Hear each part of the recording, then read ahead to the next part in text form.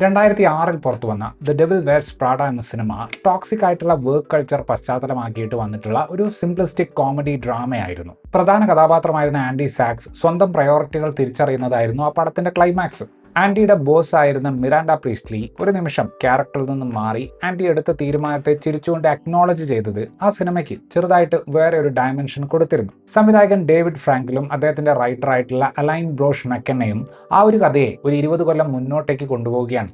അന്നത്തെ കഥാപാത്രങ്ങൾ ഇന്ന് ഏതവസ്ഥയിലായിരിക്കുമെന്ന് ഇമാജിൻ ചെയ്തുകൊണ്ട് ഒരു കഥ ക്രിയേറ്റ് ചെയ്തിരിക്കുകയാണ്. ഫാഷൻ ലോകത്തും മീഡിയ ലോകത്തും ഇന്ന് നടക്കുന്ന പല കാര്യമായ മാറ്റങ്ങളെയും ഉൾക്കൊള്ളിച്ചുകൊണ്ടാണ് ഇത്തവണ സിനിമ വന്നിരിക്കുന്നത്. അതുകൊണ്ട് തന്നെ ഒന്നാം ഭാഗത്തേക്കാൾ കുറച്ചുകൂടി ഇവോൾവ് ചെയ്തിട്ടുള്ള കുറച്ചുകൂടി കാര്യങ്ങൾ കവർ ചെയ്യുന്ന ഒരു സീക്വലാകാൻ ഈ രണ്ടാം ഭാഗത്തിന് സാധിക്കുന്നുണ്ട്. റൺവേ എന്ന സ്ഥാപനത്തിൽ നിന്ന് 20 വർഷം മുന്നേ പടിയിറങ്ങിയ ആൻഡി സാക്സ് ജേർണലിസ്റ്റിലായിരുന്നു ഫോക്കസ് ചെയ്തത്. അതിൽ മികച്ച ഒരു പേര് നേടിയെടുക്കാൻ ആൻഡിക്ക് സാധിച്ചെങ്കിലും അപ്രതീക്ഷിതമായിട്ട് അവർ വർക്ക് ചെയ്യുന്ന മാധ്യമ സ്ഥാപനം കൂട്ടപ്പിരിച്ചുവിടൽ നടപടി സ്വീകരിച്ചപ്പോൾ അവർക്കും പണിപോയി. ഭാഗ്യവശാൽ ആ സമയത്ത് മൊത്തത്തിൽ ഒരു മോശം അവസ്ഥയിലൂടെ പോയിക്കൊണ്ടിരുന്ന റൺവേക്ക് PR ഒന്ന് പോസിറ്റീവ് ആക്കി എടുക്കാൻ ഒരു ഫീച്ചർ എഡിറ്ററുടെ ആവശ്യമുണ്ടായിരുന്നു. അങ്ങനെ ആ ഒഴിവിലേക്ക് ആൻഡി വരികയാണ്. ഈ ഒരു പുതിയ വർക്കിംഗ് റിലേഷൻഷിപ്പിൽ ആൻഡിയും മിറാൻഡയും എങ്ങനെ മാനേജ് ചെയ്യുന്നു എന്നതാണ് ദ ഡെവിൽ വെയർസ് പ്രാഡ 2 എന്ന സിനിമയിൽ നമ്മൾ കാണുന്നത്. 2006 സിനിമയിലെ മൊമെന്റുകൾ വീണ്ടും ക്രിയേറ്റ് ചെയ്ത് കുറെ കോൾ ബാക്ക് മൊമെന്റുകൾ സൃഷ്ടിക്കാനല്ല ഈ ഒരു സീക്വൽ ശ്രമിക്കുന്നത്. റൺവേ എന്ന സ്ഥാപനം ഒരുപാട് മാറിയിരിക്കുന്നു. ഇന്നത്തെ ഡിജിറ്റൽ എറയിൽ ഓൺലൈൻ പ്രസൻസിനാണ് റൺവേ കൂടുതൽ പ്രാധാന്യം കൊടുക്കുന്നത്.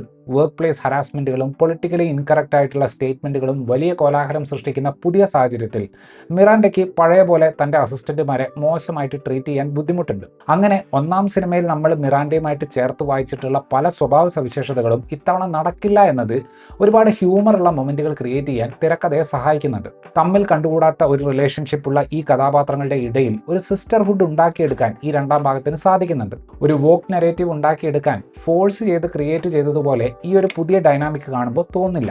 കഥാപാത്രങ്ങൾ തമ്മിലുള്ള റിലേഷൻഷിപ്പ് ഡൈനാമിക് കുറച്ചുകൂടെ പക്വതയുള്ളതാവണമെന്ന് ഇതിന്റെ രചയിതാവായിട്ടുള്ള അലൈൻ ബ്രോഷ് മെക്കന്നയ്ക്ക് നിർബന്ധമുണ്ട്. ഒന്നാം സിനിമയെ അപേക്ഷിച്ച് ആൻഡി കുറച്ചുകൂടെ കോൺഫിഡന്റ് ആണ്. അതുപോലെ തന്നെ സ്വന്തം ഫീലിംഗ്സ് എക്സ്പ്രസ് ചെയ്യുന്ന ഒരു മിറാൻഡയെയാണ് നമ്മൾ ഇത്തവണ കാണുന്നത്. എനിക്ക് വ്യക്തിപരമായിട്ട് ഇതിൽ ഏറ്റവും നല്ലൊരു മാറ്റമായിട്ട് തോന്നിയത് നൈജൽ എന്ന കഥാപാത്രത്തെ ഇത്തവണ തിരക്കഥ കുറച്ചുകൂടെ ഗൗനിക്കുന്നുണ്ട് എന്നതാണ്. വളരെ പോസിറ്റീവ് ആയിട്ടുള്ള ഒരു ബ്രോമാൻസ് ഇത്തവണ നമുക്ക് ആൻഡിക്കും നൈജലിനും ഇടയിൽ കാണാൻ സാധിക്കും. സ്ക്രീൻ ടൈം താരതമ്യേന കുറവാണെങ്കിലും എമിലി എന്ന കഥാപാത്രത്തെയും ഒരൽപ്പം എംപതിയോടെയാണ് തിരക്കഥ അപ്രോച്ച് ചെയ്യുന്നത്. ലേ ഓഫുകൾ, കോർപ്പറേറ്റ് സ്ട്രാറ്റജി, പിന്നെ ഫാഷൻ ലോകത്ത് AI എങ്ങനെ ഉപയോഗിക്കപ്പെടുന്നു മുതലായ വിഷയങ്ങൾ കൂടി കഥയിലേക്ക് ഉൾപ്പെടുത്തിയത് ഇന്നത്തെ ഓഡിയൻസിനും കഥ റിലേറ്റബിൾ ആകുന്നതിൽ സിനിമയെ സഹായിക്കുന്നുണ്ട്. കുറച്ചുകൂടെ വിഷ്വൽ ഗ്ലാമറിന് പ്രാധാന്യം കൊടുക്കുന്ന രീതിയിലാണ് സിനിമാറ്റോഗ്രാഫി കൈകാര്യം ചെയ്യപ്പെട്ടിട്ടുള്ളത്. പണ്ട് ഒരുപാട് കാണാൻ കിട്ടുമായിരുന്ന ഫീൽ ഗുഡ് ന്യൂയോർക്ക് സിറ്റി സിനിമകൾ ബിഗ് സ്ക്രീനിൽ കണ്ടിട്ട് കുറെ ആയതുകൊണ്ടാണെന്ന് തോന്നുന്നു ഈ പടത്തിലെ ഫ്രെയിമിങ്ങുകൾക്ക് ഒരു ഹാപ്പി വൈബ് ഉണ്ടായിരുന്നു. വളരെ ഫാസ്റ്റ് ആയിട്ടുള്ള കട്ടുകൾ സിനിമയ്ക്ക് യോജിക്കുന്ന ഒരു റിതം കൊണ്ടുവരുന്നുണ്ട്. മിറാൻഡ പ്രീസ്റ്റ്ലി എന്ന കഥാപാത്രത്തെ മെറിൽ സ്ട്രിപ്പ് ഇത്തവണ ഒരിത്തിരി സാഡിസം കുറച്ചുകൊണ്ടാണ് അവതരിപ്പിച്ചിട്ടുള്ളത്. ഞാൻ തുടക്കത്തിൽ പറഞ്ഞതുപോലെ ജോലി സ്ഥലത്തെ രീതിയിൽ ഇന്നത്തെ കാലഘട്ടത്തിൽ വന്ന മാറ്റത്തിന്റെ ഒരു റിഫ്ലക്ഷനാണ് ആ ചേഞ്ച്. ഇത്തവണ കുറച്ചുകൂടി കഥാപാത്രങ്ങളുടെ അടുത്തേക്ക് തിരക്കഥ പോകുന്നത് കൊണ്ട് മിറാൻഡയുടെ പല ഷെയ്ഡുകളും പ്രേക്ഷകർക്ക് കാണാൻ സാധിക്കുന്നുണ്ട്. ബേസിക് ആയിട്ടുള്ള ബോസി നേച്ചർ വല്ലാതെ അങ്ങ് മാറ്റാതെ അത് അവതരിപ്പിച്ച് ഫലിപ്പിക്കാൻ മെറിൽ സ്ട്രിപ്പിന് സാധിക്കുന്നുണ്ട്. 20 വർഷങ്ങൾക്ക് ശേഷം വളരെയധികം കോൺഫിഡന്റ് ആയിട്ട് വന്നിട്ടുള്ള ആൻഡിയുടെ ആ ഒരു മാറ്റം ഫൺ വൈബ് പിടിച്ചുകൊണ്ട് ചെയ്യാൻ ആൻ ഹാത്വേക്ക് സാധിക്കുന്നുണ്ട്. ഞാൻ പറഞ്ഞതുപോലെ സ്റ്റാൻലി ടൂച്ചി അവതരിപ്പിക്കുന്ന നൈജൽ എന്ന കഥാപാത്രവുമായിട്ട് ആൻഡിയുടെ കെമിസ്ട്രി പടത്തിന് നല്ലൊരു എനർജി കൊടുക്കുന്നുണ്ട്. മിറാൻഡയുടെ ഏറ്റവും വിശ്വസ്തനായ നൈജലിനെ സ്റ്റാൻലി ടൂച്ചിയും നല്ല രീതിയിൽ അവതരിപ്പിച്ചിട്ടുണ്ട്. ഒന്നാം ഭാഗത്തിലേതുപോലെ തന്നെ ഇത്തവണയും എമിലി ബ്ലണ്ട് അവതരിപ്പിക്കുന്ന എമിലി എന്ന ക്യാരക്ടറിന് ഒരുപാട് സ്ക്രീൻ ടൈം ഒന്നുമില്ല.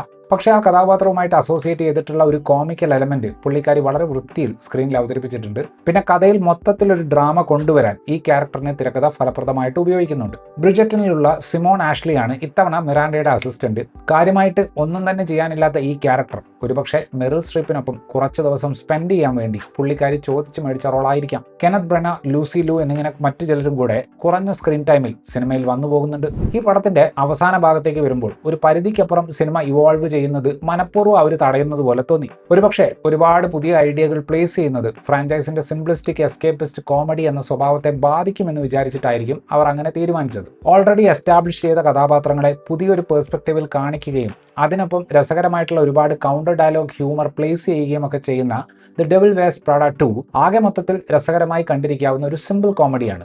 ഒന്നാം ഭാഗം ആസ്വദിച്ച് കണ്ടിട്ടുള്ള ഒരു വ്യക്തിയാണ് നിങ്ങളെങ്കിൽ സമാനമായ എന്റർടൈൻമെന്റ് കുറച്ചുകൂടെ പുതിയൊരു വർക്ക് എൻവയോൺമെന്റിൽ കാണിക്കുന്ന ഒരു പടമാണ് ഈ ഒരു രണ്ടാം ഭാഗം. ഇത്രയുമായിരുന്നു ഈ സിനിമയെക്കുറിച്ചിട്ടുള്ള എൻ്റെ റിവ്യൂ. വീഡിയോ ഇഷ്ടപ്പെട്ടാൽ ലൈക്ക് ചെയ്യുമെന്നും കൂടുതൽ വീഡിയോകൾക്ക് വേണ്ടി ചാനൽ സബ്സ്ക്രൈബ് ചെയ്യുമെന്നും പ്രതീക്ഷിക്കുന്നു. താങ്ക്